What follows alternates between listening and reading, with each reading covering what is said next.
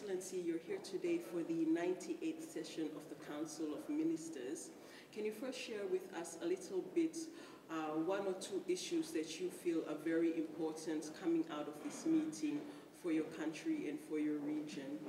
Je voudrais d'abord vous remercier de l'opportunité qui m'est donnée et de me féliciter de l'accueil qui nous a été réservé par les autorités de l'ACP. Je me félicite aussi de l'intensité des échanges que nous avons dans le cadre de ce conseil ministériel et qui ont abouti déjà à un certain nombre de conclusions et qui concernent l'avenir de notre groupe.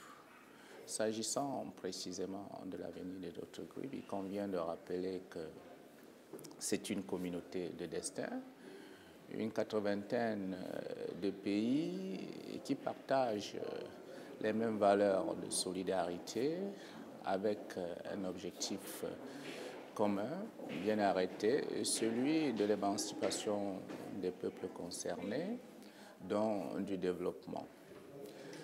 Alors, nous avons échangé sur cette question ayant pris connaissance du rapport du groupe de travail constitué à cet effet et qui va aussi prendre en compte le rapport des 5 personnalités qui ont été désignées pour réfléchir sur l'avenir du groupe.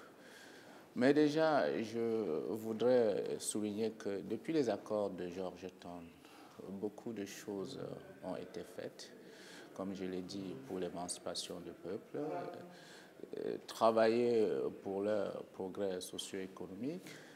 On a apporté de l'eau, on a apporté des hôpitaux, de l'énergie, mais il faut aller plus loin.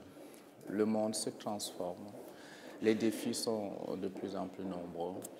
Il faut donc aller plus loin en intensifiant les rapports intra-ACP, les rapports entre les pays ACP, pour véritablement densifier les échanges entre ces pays, pour aller à la coopération avec le partenaire européen, avec des propositions de solutions, pas nécessairement avec des problèmes, c'est-à-dire discuter d'égal à égal pour des effets tout à fait mutuellement bénéfiques avec le partenaire européen, parce qu'on a quelque chose à apporter.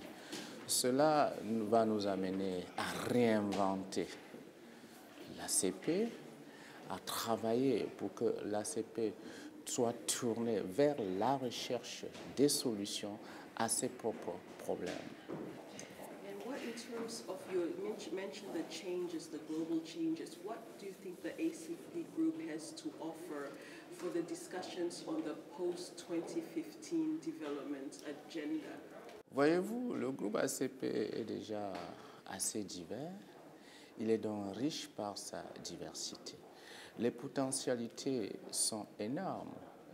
Je prendrai l'exemple de l'Afrique qui constitue encore aujourd'hui le continent où la croissance peut être recherchée.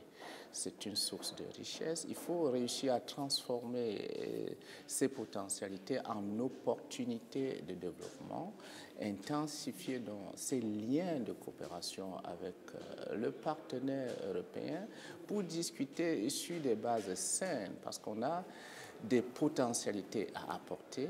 Il faut rechercher les efforts communs pour véritablement les exploiter. Je pense que le groupe ACP doit s'organiser à l'interne pour véritablement conquérir sa part de marché sur la scène internationale, et cela est possible par la compréhension mutuelle, la détermination. Now, one of the main issues as far as ACP and EU relations are the economic partnership agreements.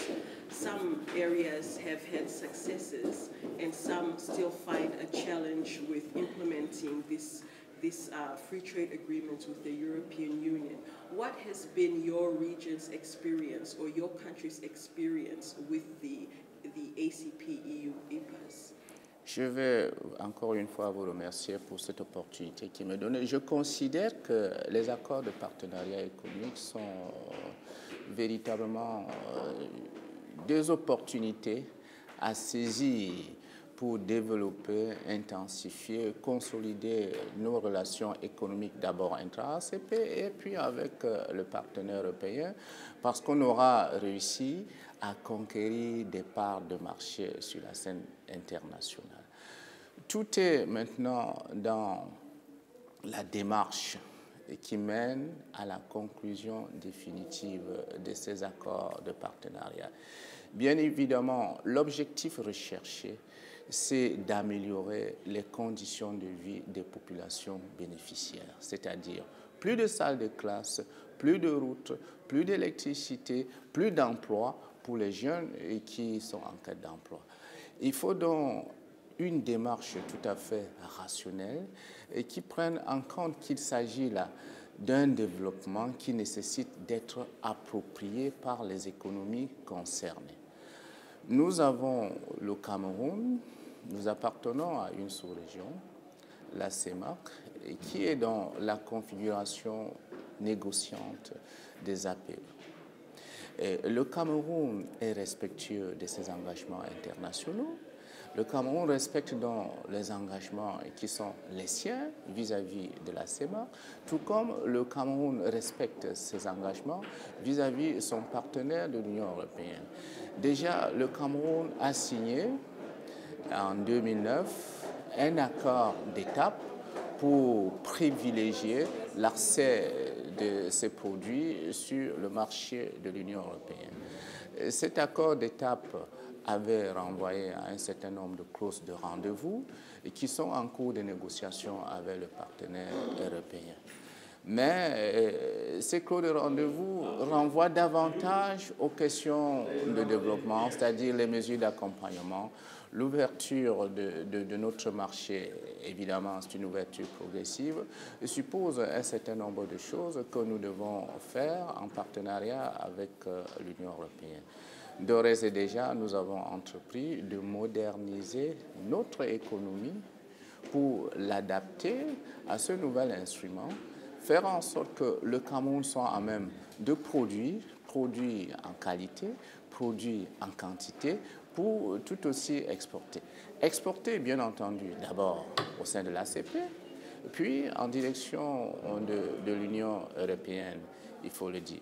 Le processus est bien en marche. Nous avons reçu récemment le commissaire européen au commerce, M. De Gauche, avec lequel nous avons discuté. Nous avons trouvé en lui une bonne compréhension. Et le processus est tout à fait avancé pour la modernisation de notre économie, faire en sorte que nous puissions tirer le meilleur de l'accord de partenariat économique.